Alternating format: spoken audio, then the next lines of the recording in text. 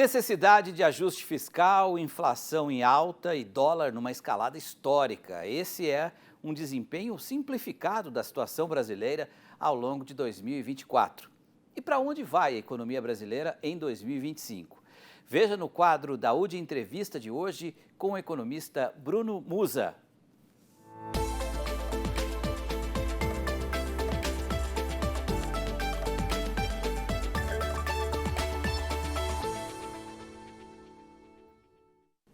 Olá, vamos dar início a mais um da UD Entrevistas. Hoje eu vou conversar com o Bruno Musa, que é economista, professor e diretor da Aquavero Investimentos.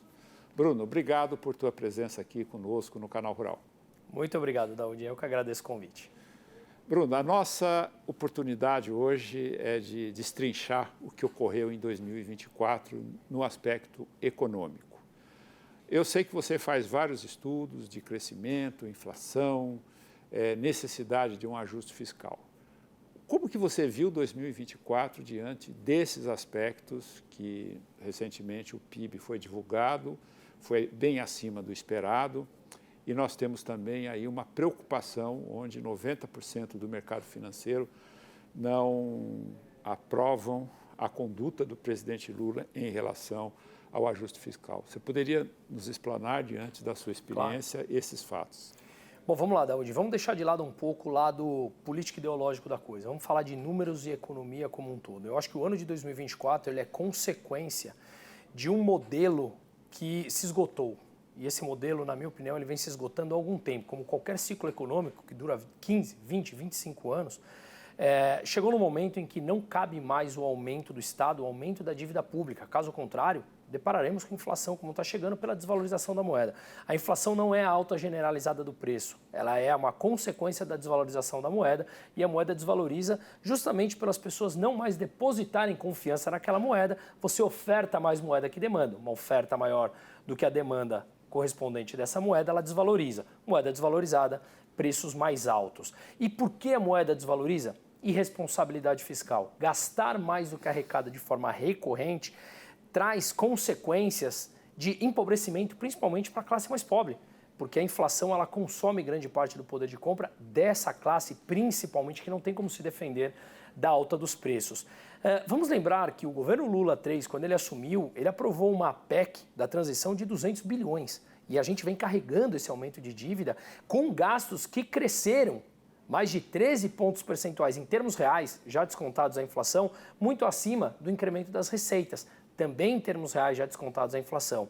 Despesa crescendo mais que receita, quando ele fala que a culpa é do passado, mas ele entra no governo aprovando 200 bi de gasto, a gente vem incrementando essa dívida com relação ao PIB, que é o que vale. A discussão hoje é, vamos cumprir o arcabouço, que lembrando que ele já mudou a regra do arcabouço 2 vezes desde que ele criou o arcabouço. Ele criou e ele já alterou essa regra 2 vezes. Ao mudar a regra do arcabouço, você mostra que aqueles números não eram exequíveis. E, consequentemente, os números continuam não batendo. O que acontece é que o mercado começou a fazer conta e fala assim, mesmo você cumprindo agora o arcabouço com todas as mudanças, nós estamos vendo os gastos que vocês estão colocando como despesa financeira e não despesa primária, a dívida continua crescendo frente ao PIB. Bruno, diante desse cenário, o PIB cresceu. Como você vê, como você analisa os números do PIB? Isso é importante. O número realmente ele veio positivo ao olharmos no curto prazo. Vem surpreendendo. Né? Um crescimento que será de 3% no ano, ele é expressivo. Quando você destrincha o PIB, ele tem sob a ótica da oferta e a ótica da demanda. Nesse ponto da ótica da demanda, você teve grande parte de crescimento em gastos governamentais, transferindo renda para as famílias. Então o governo se endivida, transfere renda para as famílias que consomem no curto prazo. Como o PIB brasileiro, 60% é composto por serviços, você consome no curto prazo em serviços.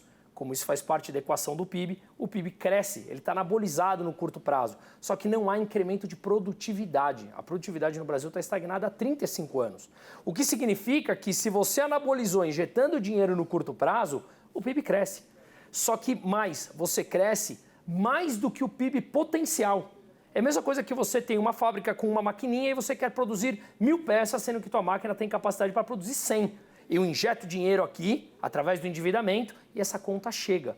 Porque eu não consigo produzir 1000 peças. Posso conseguir no curto prazo. Só que essa minha capacidade produtiva, como eu não tenho investimento correspondente para tal, eu não aumento minha capacidade produtiva. Uma hora essa máquina quebra. A máquina quebra. E o que significa é que, quando a máquina, enquanto ela não quebra, você tem um problema inflacionário. Você está produzindo mais, só que na base da sociedade você não incrementou produtividade.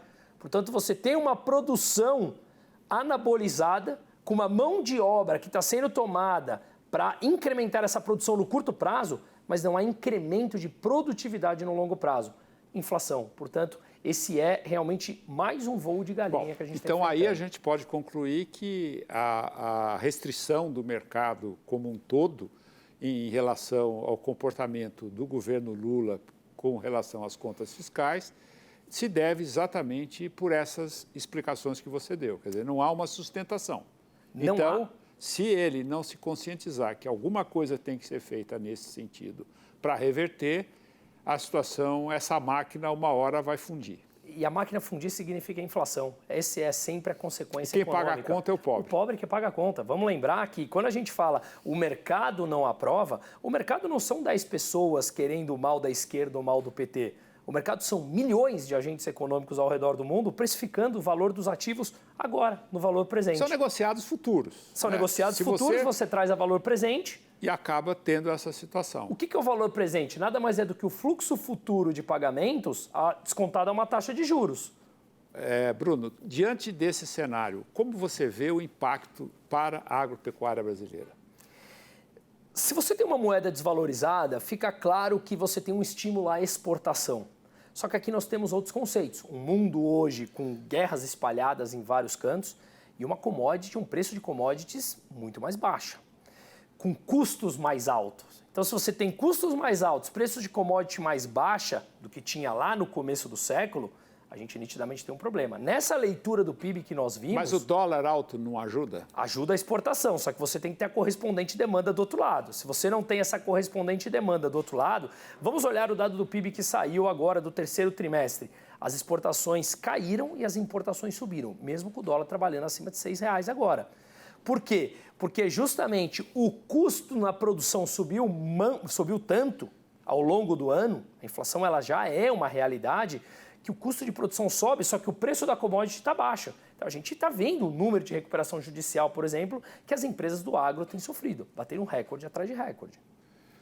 O dólar, ele vai continuar nesse patamar e qual é a possibilidade dele recuar?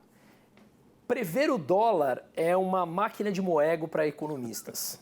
É a coisa mais difícil que tem. Mário Henrique Simonsen dizia, né? O dólar aleja e a inflação mata. Esses dois fatores. É boa essa, gostei. Eu não sabia essa frase dele.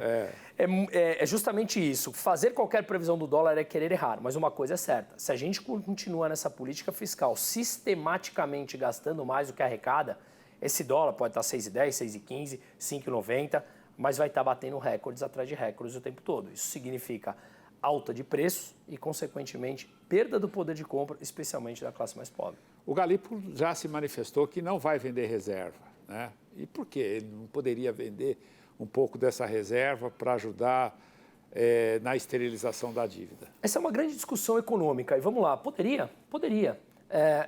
E o que eu acho que no Brasil a gente tem um ponto nós adoramos atacar as consequências, mas não a causa. Significa que, basicamente, uma pessoa fuma por 60 anos na vida e está lá com um problema muito sério de pulmão.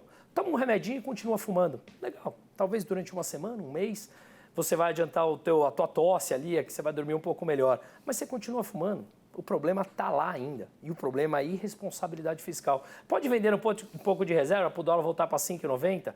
Pode. Se sistematicamente você continuar gastando mais do que arrecada, você vai queimar a reserva porque você não curou o problema. A causa do problema não está sendo atacada. Agora, o que te leva a acreditar? Eu, particularmente, não consigo acreditar essa reação do governo em caminhar por esse trajeto. Por quê? Você vê alguma coisa, tudo vai complicar a vida do Lula se ele quiser se reeleger em 2026. Qual é a razão disso? é a pressão do PT, é uma questão política interna.